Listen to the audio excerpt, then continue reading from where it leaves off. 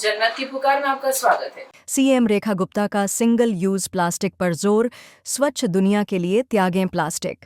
दिल्ली की मुख्यमंत्री रेखा गुप्ता ने आज सिंगल यूज प्लास्टिक के प्रतिबंध को प्रभावी बनाने और अपशिष्ट प्रबंधन में जनभागीदारी सुनिश्चित करने पर जोर दिया। मुख्यमंत्री ने कहा कि 2022 में शुरू किया गया प्रतिबंध अभियान आज और भी अधिक प्रासंगिक हो गया है, खासकर जब दुनिया को स्वच्छ रखने की बात आती है। मुख्यमंत्री रेखा गुप्ता ने अपने संबोधन में कहा कि यह अभियान 2022 में शुरू किया गया था, जब सिंगल यूज प्लास्टिक पर प्रतिबंध लगाया गया था।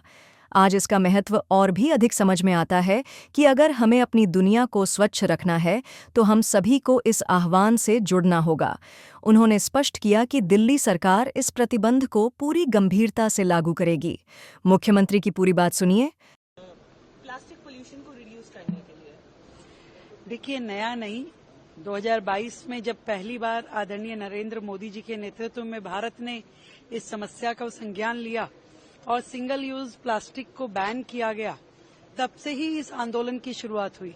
और ये आज इसका महत्व और अधिक समझ में आता है कि हम सबको इस आंदोलन से जुड़ना होगा, इस आह्वान से जुड़ना होगा। यदि हमें अपने पर्यावरण को, हमें अपनी सृष्टि को, अपनी मातृभूमि को स्वच्छ रखना है, साफ रखना है, जीने के लायक रखना है।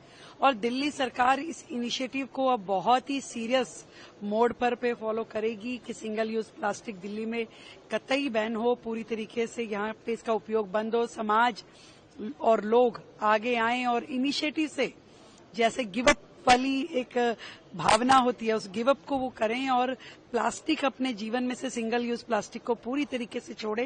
क्योंकि हम सब देख रहे हैं कि चाहे वो एयर पॉल्यूशन हो, चाहे वो रिवर पॉल्यूशन हो, या हमारे आसपास का पूरा एनवायरमेंट, इंफ्रास्ट्रक्चर पॉल्यूटेड हो, उसमें इस प्लास्टिक को हटाना बहुत जरूरी है।